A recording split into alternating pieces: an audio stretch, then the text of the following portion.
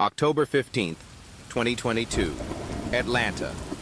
Rain glossed the city streets, reflecting the streetlights, but inside Noah Vance, a cold feeling was growing. His sister, Harper, wasn't picking up. It wasn't completely unlike her. Lyric, the name she'd claimed on stage, often got lost in her creative world, but this felt different. Her 26th birthday, the launch party for her debut album, the culmination of everything, just 3 days out. The silence from her phone felt unnatural, heavy. He reached the midtown condo she shared with her husband, Ethan. Lights shone from the windows, casting warm squares onto the wet pavement below. But there was no bass thump, no sound of Harper practicing hooks, no laughter. Just quiet. An unsettling stillness. He used the emergency key she'd insisted he keep. The lock clicked open. He pushed the door inward, his heart hammering. Harper? The living room, usually a controlled chaos of creativity, notebooks, maybe a keyboard, speakers ready, was disturbed.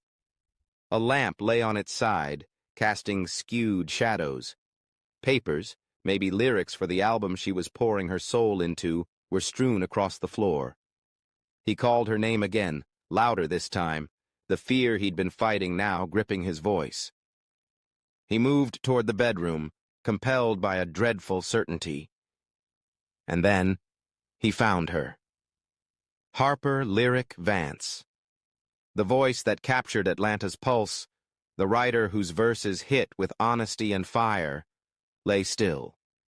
The brilliant energy that was Harper, the artist poised to shake the foundations of the music world, was gone. Silenced. Days before her biggest moment, Atlanta's music scene lost one of its brightest stars that night, not performing for a crowd, but within the walls that should have been her sanctuary. It's a story that stops you cold, that forces a deeply uncomfortable question. What happens when the biggest threat isn't a stranger, but someone welcomed as family? A life filled with potential, a voice ready to define a generation, cut short just before her milestone birthday.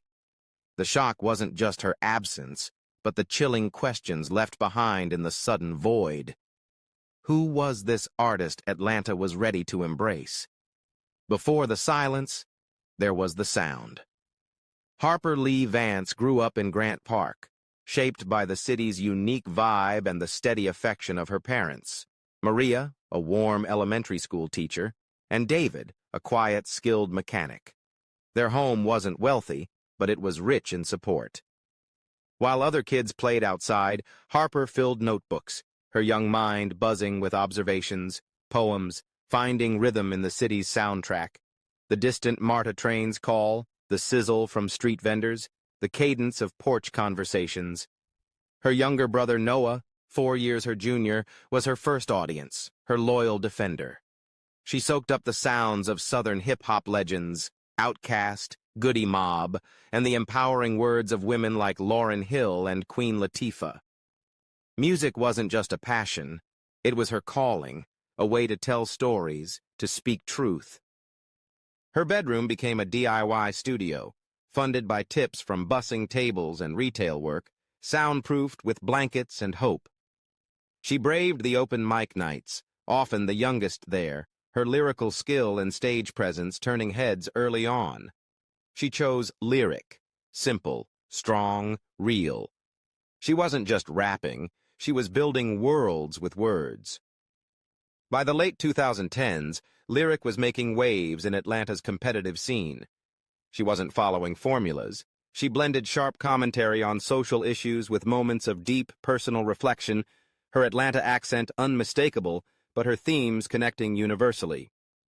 Mixtapes like Concrete Blossom and Red Clay Dreams earned her a devoted local following. Her independence was non-negotiable. She protected her creative control fiercely. Have you ever known someone whose passion was so infectious it lit up everything around them? Or maybe you've chased a dream so hard you felt unstoppable? That was Harper. Harper poured everything into her art, her dream taking shape verse by verse. If you've ever been moved by someone pursuing their passion against all odds, welcome to True Crime Hunter. Show your support by hitting that like button and subscribe right now so you don't miss stories like Harper's. Let us know in the comments. Which Atlanta artist, past or present, truly inspires you? Harper Vance was on the verge of joining those ranks, her voice ready to become the city's next defining sound. But another rhythm, a discordant, menacing one, was starting to build, threatening to overwhelm her melody entirely. While lyric was steadily conquering Atlanta's demanding music landscape, Harper Vance, the woman behind the persona, found an unexpected counterpoint to her rising fame. It happened in the summer of 2019, far from the pulsing energy of recording studios or the glare of stage lights. At a mutual friend's packed art gallery opening in Castleberry Hill, amidst the clinking glasses and vibrant canvases, she met Ethan Holloway. He existed in a different sphere entirely. Ethan was a highly regarded software developer, his days structured by logic, algorithms, and the quiet intensity of coding. His world seemed orbits away from Harper's universe of beats, rhymes, and the raw expression of performance. Their introduction was almost accidental, a brief exchange facilitated by the event's host. Yet something clicked. Ethan, initially intrigued by the buzz surrounding the artist known as Lyric, found himself genuinely captivated by Harper. It wasn't just her growing reputation, it was her quick wit, the way her eyes lit up when discussing her neighborhood roots, the unguarded laugh that punctuated her sharp observations. He saw a depth and intelligence that the public persona only hinted at. He was drawn to the fierce passion that radiated from her, whether she was dissecting a social issue or describing the perfect beat drop. For Harper, Ethan represented something she hadn't realized she was missing, a sense of calm, a connection entirely separate from the pressures and expectations of the music industry. He wasn't angling for a feature or trying to ride her coattails. He seemed genuinely interested in her thoughts, her background, her anxieties about navigating newfound attention. He possessed a quiet confidence and a steady demeanor that felt like solid ground beneath the often shifting sands of her career. He admired her talent, attending her shows with quiet support, but he celebrated Harper, the individual. He listened, truly listened, when she spoke of the challenges, the creative blocks, the weight of expectation. He offered a perspective untainted by industry politics, a refuge where she could simply be Harper. Their courtship unfolded naturally, organically. They explored Atlanta beyond the usual hotspots, finding quiet parks, trying unassuming restaurants in neighborhoods Ethan hadn't known, Harper sharing the places that shaped her lyrics. He introduced her to his world, too.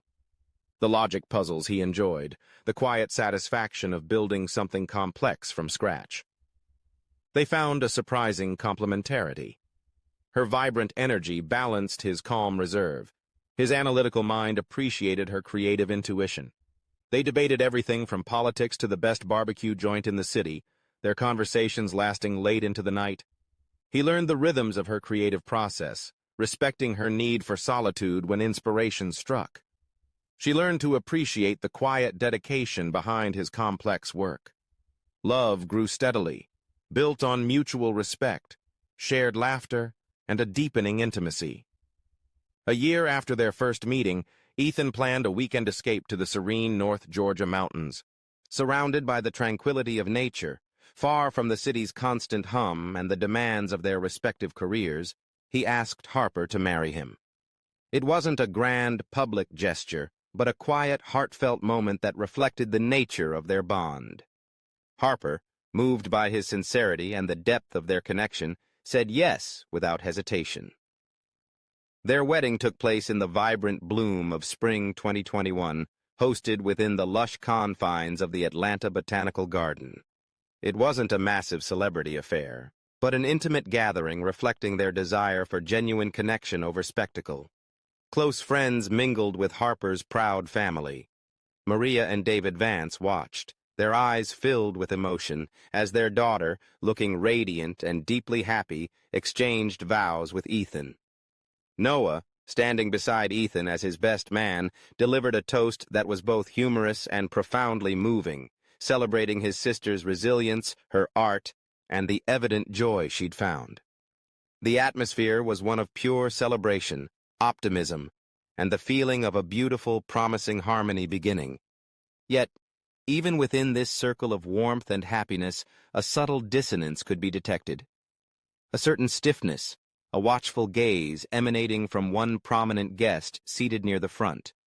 Ethan's mother, Eleanor Holloway, whose polite smile didn't quite reach her eyes. The year 2022 arrived crackling with potential for Harper Vance. This wasn't just another year. It was the year, the one where Lyric was set to explode onto the national stage.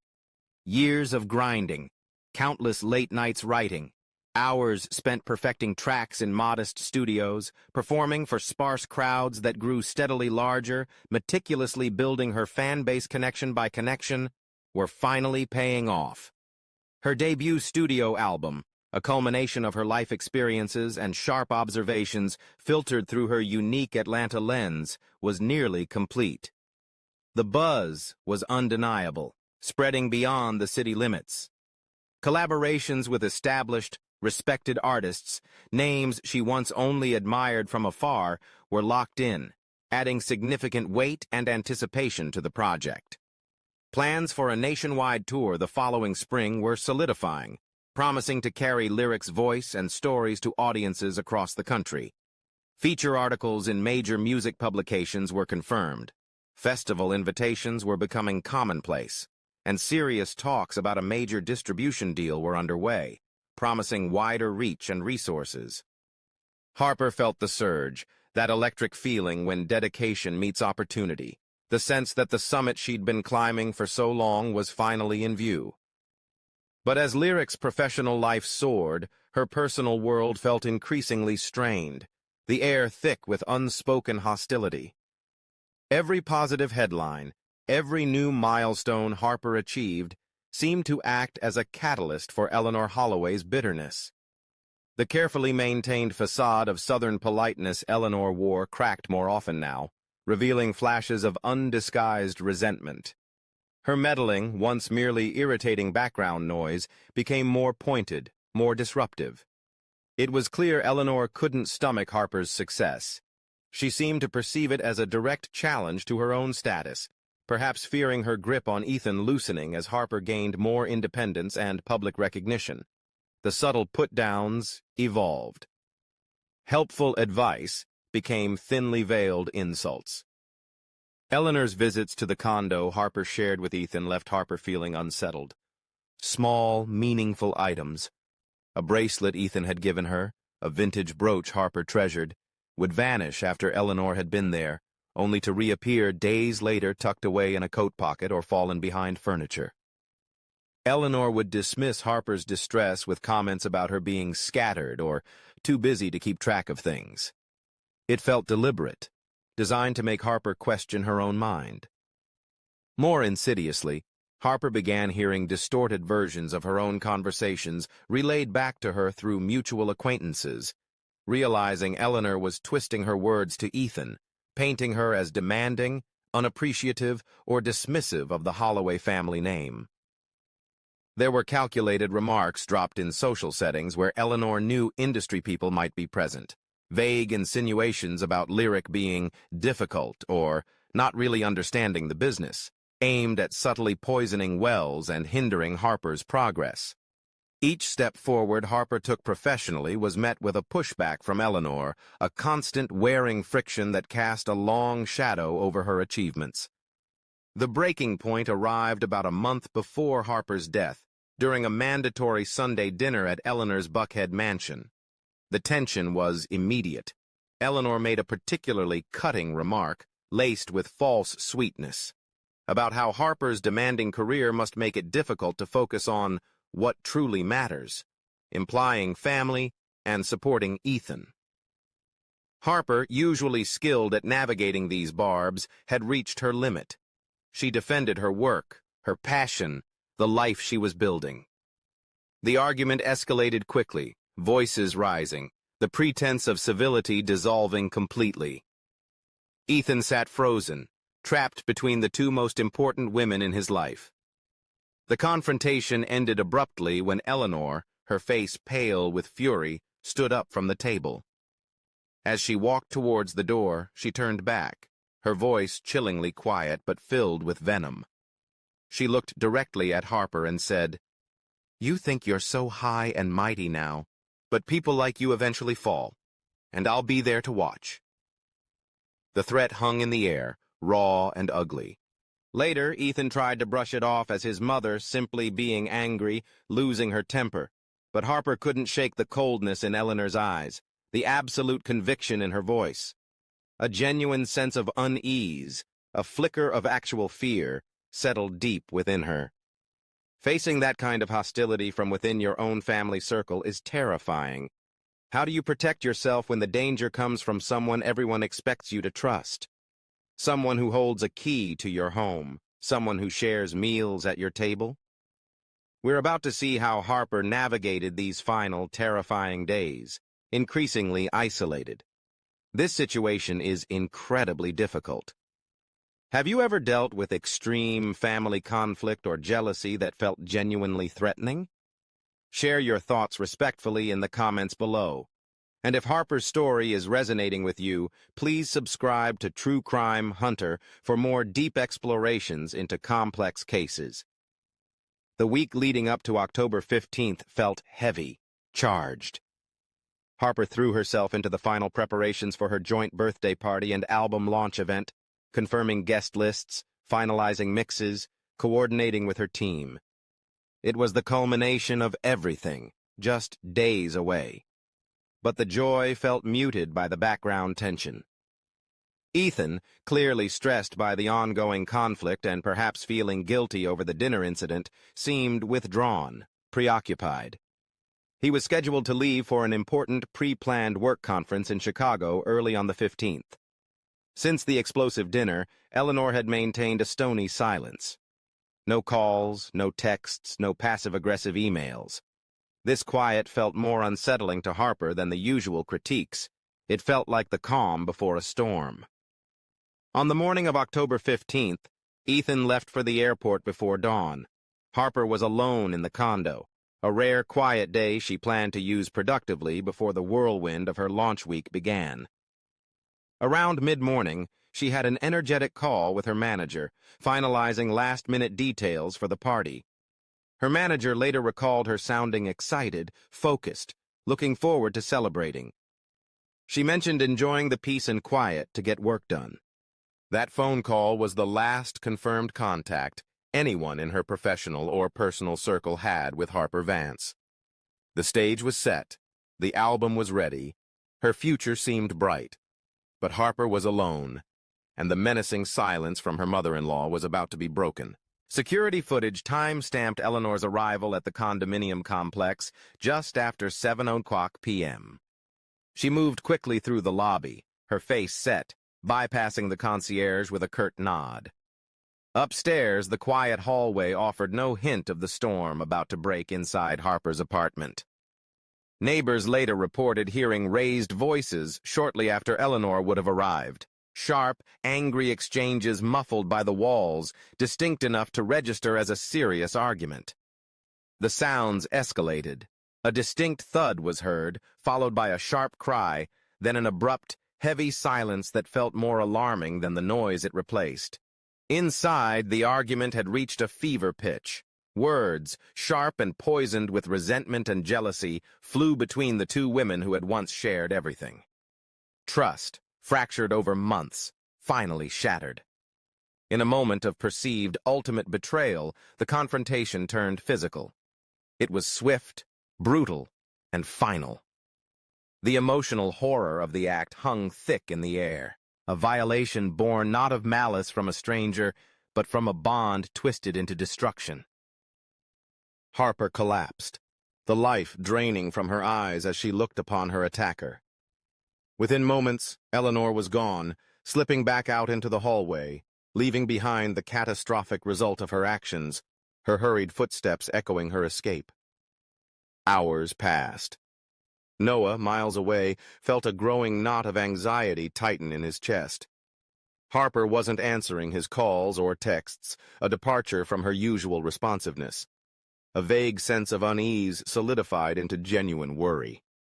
He tried to dismiss it, telling himself she was busy or her phone had died, but the feeling persisted, gnawing at him. Finally, unable to shake the premonition, he drove to her condo. He used his key, calling her name as he stepped inside. The apartment was eerily still. He walked further in, his calls becoming more urgent. Then, he saw her. The scene that greeted him in the living room defied comprehension. Time seemed to stop. The air sucked from his lungs. Harper lay motionless on the floor. Disbelief warred with the horrific reality before him.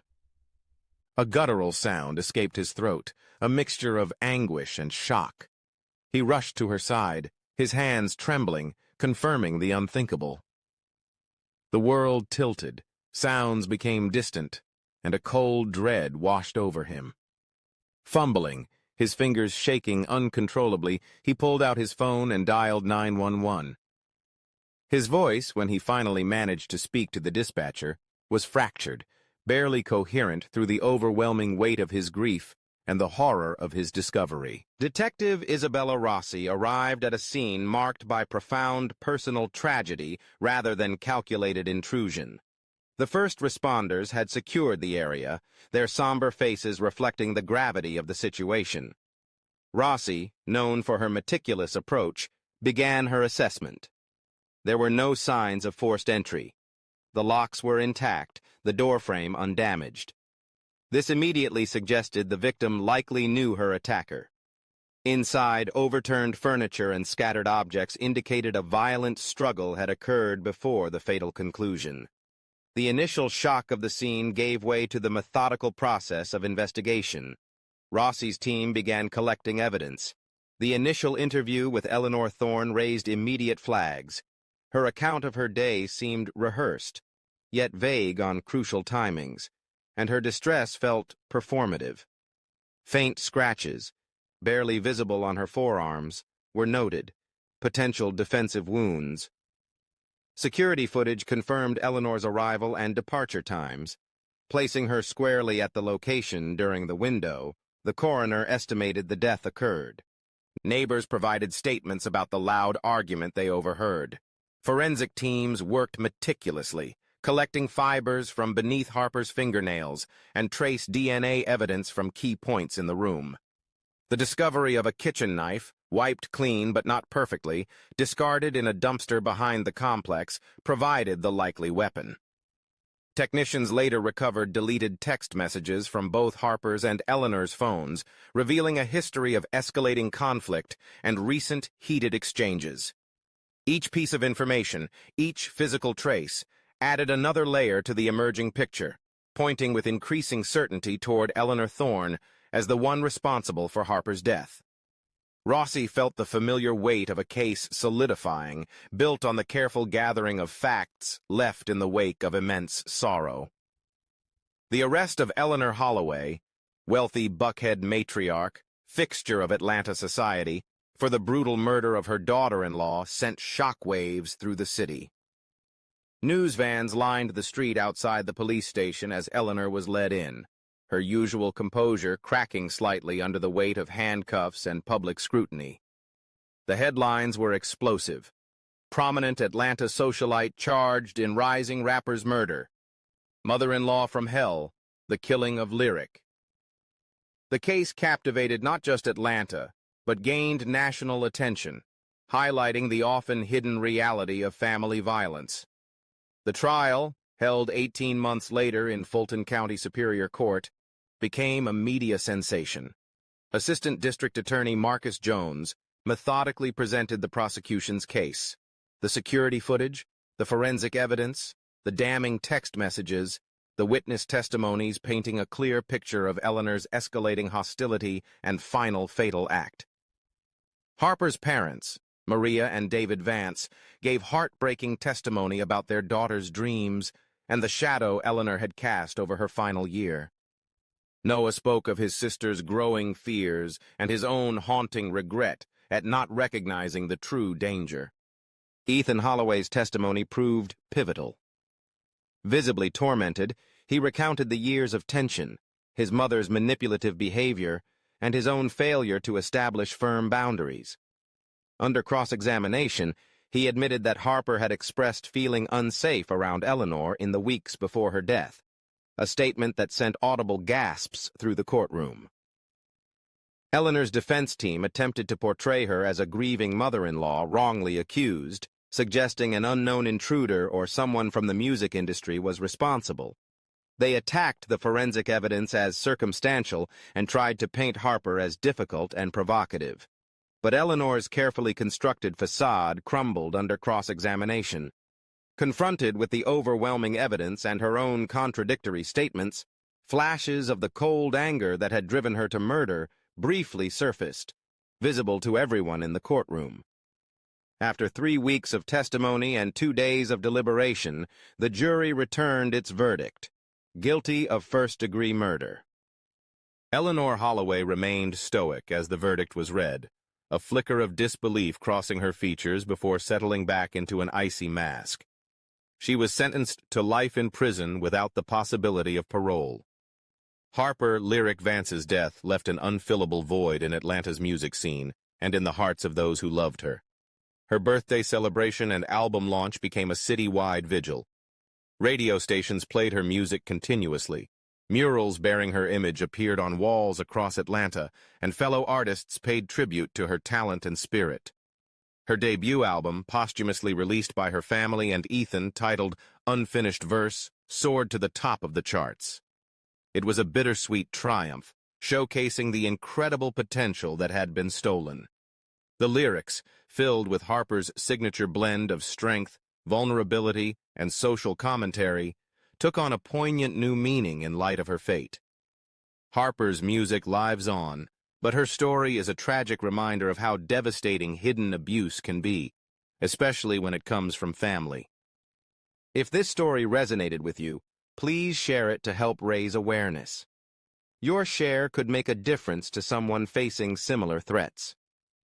Ethan Holloway, grappling with immense grief and guilt, largely withdrew from public life but worked with the Vance family to establish the Lyric Foundation. The organization supports young, independent artists, particularly women in hip-hop, and provides resources and advocacy for victims of domestic abuse, broadening the definition to include abuse within extended family structures. Harper's story forces us to confront uncomfortable truths. Jealousy and control can fester into violence. Abuse doesn't always come from partners. Sometimes it emerges from family members we're expected to trust. Boundaries matter, even with family. And most critically, when someone expresses fear, we must listen. The tragedy of Harper Vance reminds us that recognizing and acting against abuse, even within families, can be literally life-saving. What lessons do you take away from Harper's story? How can communities better support victims of hidden abuse? Thank you for joining us on True Crime Hunter. What are your final thoughts on the silenced verse of Lyric Vance?